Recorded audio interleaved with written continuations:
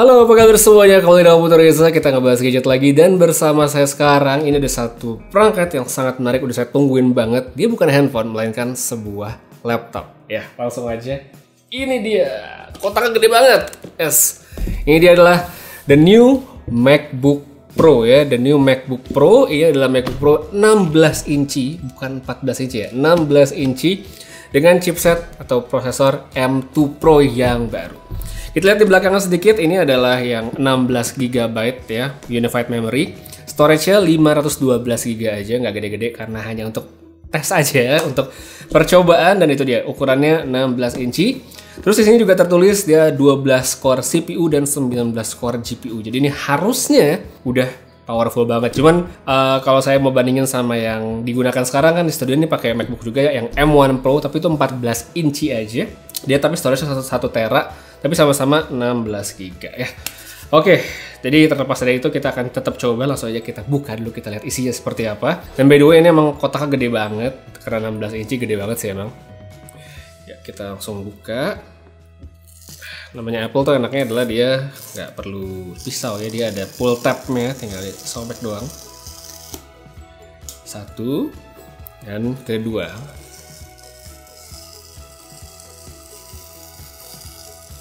Oke, emang sengaja dipelan-pelanin biar kedengeran. Ya itu. Oke, ini dia masih dengan desain depan khas MacBook ya, ada laptopnya dan bisa kelihatan juga dia ada notch-nya ya, masih ada notch seperti yang tahun lalu. Kita buka. Nah, wow, gede banget, gede banget. Lumayan berat, harus saya akuinya agak lumayan berat untuk sebuah MacBook ya karena ukurannya besar. Ups, berapa ya ini beratannya? Nanti mesti ditimbang nih, agak berat soalnya. Oke, kita buka.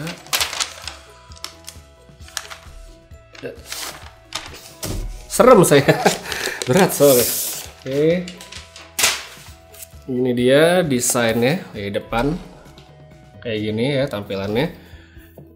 Kita kasih tunjuk dulu, nih dia MacBook Pro 16 inch seperti ini. Dan sebelum lanjut dibuka, kita lanjut ke boxnya dulu. Di sini ada seperti biasa, di sini ada kitab-kitapan dan pasti nanti ada stiker Apple juga ya. Coba make sure aja ya kan bener ada stiker Apple di sini. Ada stiker Apple warna hitam. Ya, stiker Apple warna hitam, bukan warna putih atau abu-abu ya, benar-benar warna hitam stikernya. Ada chargernya juga, karena ya ini kan bukan unit Indonesia ya, unit internasional. Jadinya chargernya seperti ini yang kepala 3. So kalau beli siapkan konektor. Dan sama seperti MacBook yang sebelumnya juga, yang M1 Pro juga begini, dia sudah menggunakan MagSafe. Ini kabelnya braided. Coba ya. Oke ya, ini dia kabel untuk MagSafe-nya seperti ini. Cakep sih warnanya ya, warnanya abu-abu dan ada teksturnya gitu kan kabelnya. Cakep banget, sangat premium sekali. Cuman ya mau gimana pun saya sebenarnya agak jarang menggunakan kabel ini ya, karena biasanya langsung colok Thunderbolt ke monitor beres, udah nggak pernah pakai charger bawah. But it's okay ya, kalau misalnya ada yang butuh dan emang perlu ya ini bisa dipakai banget. Nah sekarang langsung aja kita lihat laptopnya. Kita coba, sebelum dibuka kita lihat port-portnya dulu di samping. Ya, di sini dia masih ada, ini ada tempat buat MagSafe-nya, colokan MagSafe-nya.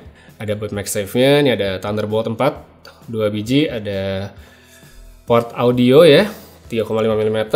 Dan di sebaliknya, ya ada full size HDMI, ada Thunderbolt lagi, dan ada card reader ya, SDXC ya, untuk memory card yang gede. Oke, so far ini sebenarnya mirip sama yang saya punya, jadi akan terasa sangat familiar, kecuali itu dia ukurannya ini gede banget. Sekarang coba kita buka.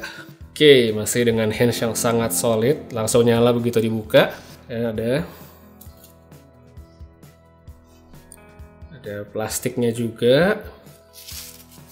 Nah, langsung terlihat. Dan di sini emang Apple kalau ngomongin soal laptop, layarnya menurut saya masih salah satu yang kece banget ya. Terang banget, cerah banget, warnanya juga oke sekali. Dan pasti dia akurat ya untuk kita pakai produktivitas untuk ngedit-ngedit. Sekarang bakal saya setup dulu sebentar, nanti kita install beberapa aplikasi kayak benchmark dan kita lihat dapat angka berapa. Oke, jadi kita balik lagi sekarang. Ini kondisi dari MacBook-nya udah saya setup, udah masuk akun, udah install beberapa aplikasi.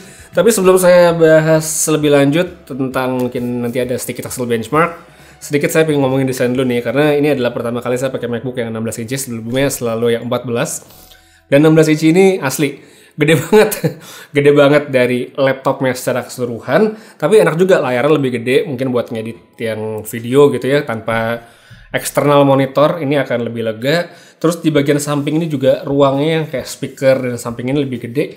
Serta tentu trackpadnya ini juga gede banget. Nah, jadi trackpadnya tuh gede banget. Plus pastinya ini juga punya baterai yang lebih besar, sehingga harusnya sih bakal lebih tahan lama kalau buat dipakai-pakai. Habis itu sekarang baru deh kita masuk ke soal sedikit benchmark ya. Jadi tadi saya coba ngetes pakai aplikasi Geekbench ya seperti biasa, dan dia dapat angka yang tinggi ya, tetap tinggi sebenarnya. Dia dapat 1949 untuk single core, dan multicore itu 15.102 ya.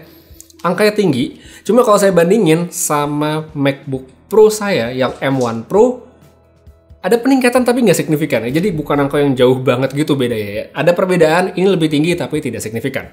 Itu yang saya notice pertama.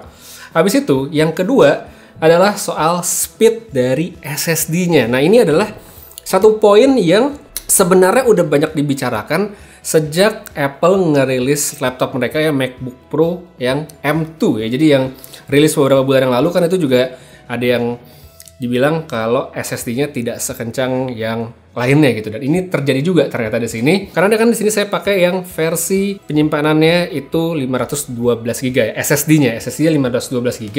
Dan tadi saya coba untuk ngetes dari speed-nya ya untuk SSD-nya, itu ternyata kalau saya bandingkan sekali lagi dengan M1 Pro saya, masih lebih kencangan M1 Pro saya untuk SSD ya.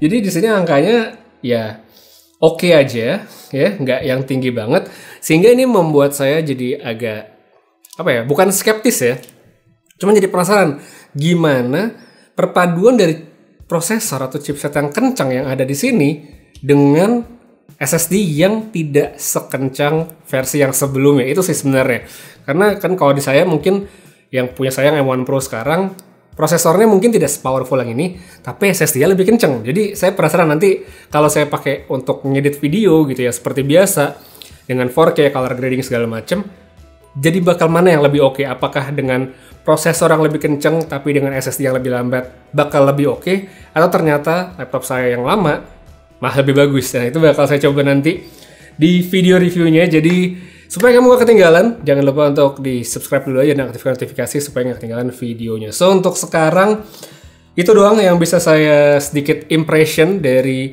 the new MacBook Pro dengan chip M2 Pro yang baru. Saya tetap merekomendasikan, tapi kayaknya ya lebih bagi mereka yang sebelumnya satu belum pakai M1 Pro ya, mungkin masih pakai M1 yang biasa atau bahkan yang Intel, pengen upgrade ke yang baru dan yang paling kencang saat ini, ya jelas ini adalah pilihan yang paling tepat. Sedangkan kalau yang pakai M1 Pro seperti saya, itu nanti bakal saya bahas di video review aja, karena mesti cobain dulu ya. Jadi guys, segitu dulu. Makasih banyak nonton sampai habis. Putri Reza pamit, sampai ketemu lagi di video berikutnya. Dan seperti biasa, have a nice day.